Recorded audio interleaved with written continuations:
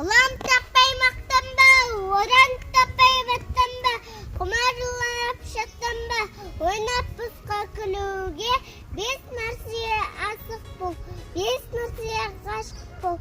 Адам болам десеңіз, тілең өмірің алда, оған қайғы жесеңіз, өсек өтірік мақтаншақ, еншек бекер мал саспақ.